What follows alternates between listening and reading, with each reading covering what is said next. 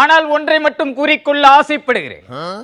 இது நாள் வரைக்கும் இடிதாங்கிக்கு போட்டி இடிதாங்கித்தான் என்று நினைத்திருந்தேன். அதனால்தான் அன்றாட அரசியல் நிகழ்வில் தீப்பிடித்தால் கூட கூலாக போய் பீடி பற்ற வைத்து என் மண்டைக்கு மேலாக புகை வட்டத்தை அலைய விட்டுக் கொண்டது. ஆனால் நடப்பு அரசியல் நிகழ்வுகளை பார்த்தால் இடிதாங்கியின் அடுப்புக்கே ஆப்பு வைக்கும் நிலை வந்துவிடுமோ என்ற பயம் வந்துவிட்டது.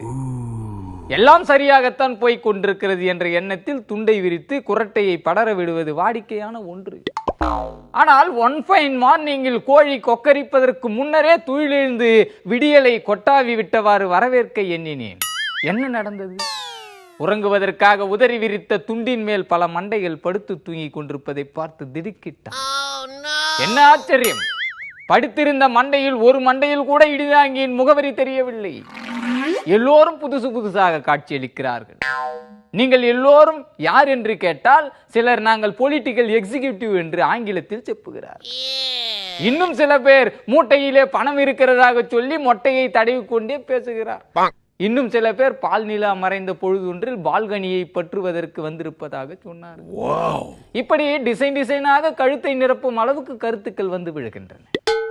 தூக்கத்தை நீட்டித்துக் கொண்டே செல்வதால் ஏற்பட்ட பின்விளைவுகளை பார்த்தாயா என்று என் பின்மண்டையில் யாரோ ஒருவர் பின் குத்தி விட்டது போன்ற உணர்வு அப்போது ஏற்பட்டது.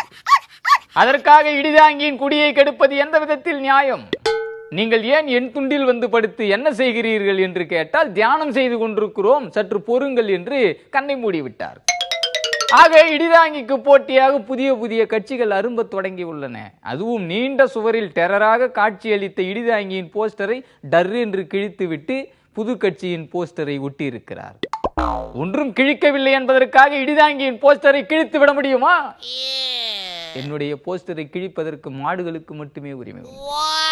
அதே போல இடிதாங்கி என்ற அரசியல் சாணக்கியனின் முகத்தில் சாணி போடுவதற்கும் மாடுகளுக்கே உரிமை. அதையும் மீறி கிழித்தால் மாடுகளின் உரிமைகளை மீறுவதற்கும் ஒப்பாகிவிடும்.